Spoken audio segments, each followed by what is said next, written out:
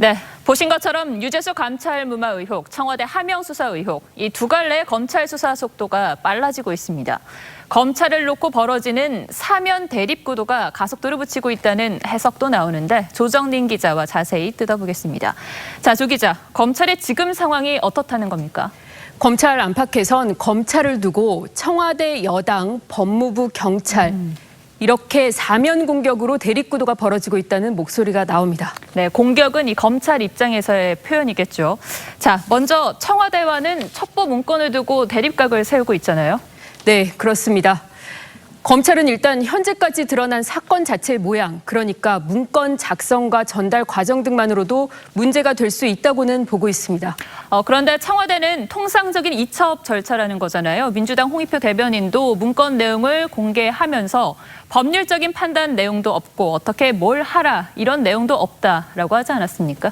네, 홍익표 의원의 주장을 먼저 보면 비리 의혹이 이렇게 세 가지로 나눠져 있는데 문서 4장 중에 2장, 그러니까 문건 내용의 60%가 비서실장 관련이라는 점을 지적했었죠. 네, 그랬었죠. 그런데 검찰은 공문서 제목에 주목을 하고 있습니다. 왜 제목입니까? 모든 공문서에는 제목이 붙는데 제목이 뭐냐?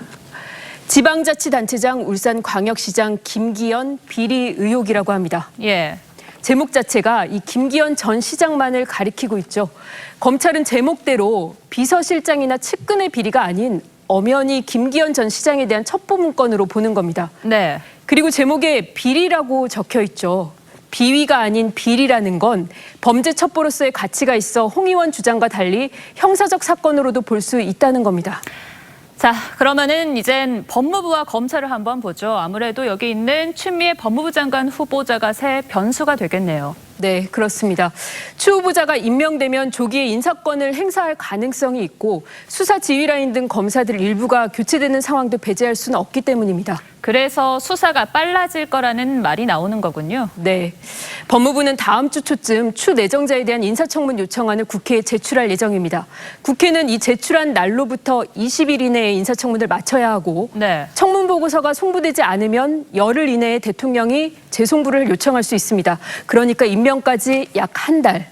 내년 1월 중순까지는 검찰이 수사를 어느 정도 진척시킬 거란 관측입니다. 네, 그렇군요. 자, 그리고 경찰과 검찰은 순진 수사관의 휴대전화를 놓고 이 첨예한 대립을 벌이고 있어요.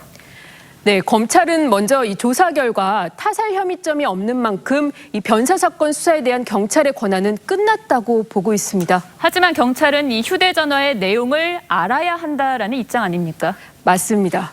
경찰은 여러 의혹이 제기되는 이런 중요 변사 사건에 있어서는 휴대폰에 대한 포렌식은 필수라는 입장입니다. 반면 검찰은 수사 타겟이 경찰청이다 보니 경찰청 수사가 이어질 것을 막기 위한 바람막이 행위가 아니냐고 의심하고 있습니다.